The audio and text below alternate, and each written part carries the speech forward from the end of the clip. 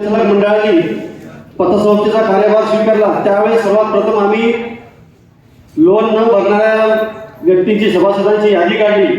त्यामध्ये प्रामुख्याने 5 व्यक्तींची यादी त्यातून आढळून आले आणि त्यातील 2 खाती ही नियमितपणे कर्ज वसूल सुरू आहे। ते 3 बाकी राहिलेले आहे, त्याच्यापुढे आमचा प्रयत्न असेल। मित्रो, मला इथं सांगावंसं वाटते की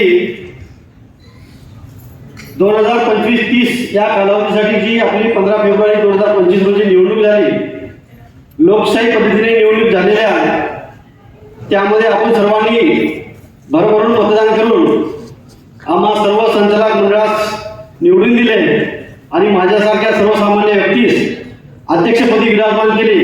हे माझ्यासाठी खूप सन्मानाची बाब आहे। मी संचालक मंडळाच्या वतीने व माझ्या वतीने आपले खूप खूप आभार व्यक्त करतो। आपण दाखवलेला विश्वास आणि आम्हाला दिलेली सेवेची संधी यासाठी आम्ही सदैव तत्पर राहील याची मी ग्वाही देतो।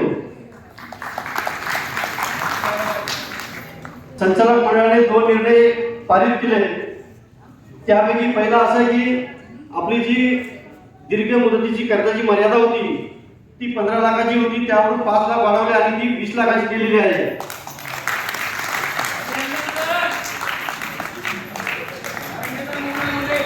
आणि दुसरं असं की जे अल्प मुदतीचे कर्ज आहे या अल्प मुदतीच्या कर्जामध्ये जी जामीनदाराची अट होती, ज्याला ते जामीनदाराची सही लागायची, ती अट आम्ही रद्द केलेली आहे। त्यामुळे नक्कीच आपल्याला सर्व सभासदांना फार मोठा दिलासा मिळेल। जसे की डिजिटल व्यवहाराची सोय असो, कर्जाची लवचिकता असो किंवा गुंतवणुकीतील विविधता असो, इत्यादी बाबी आम्ही करण्याचा पुरेपूर प्रयत्न करू। आपली पतसंस्था ही सहकारी पतसंस्था आहे।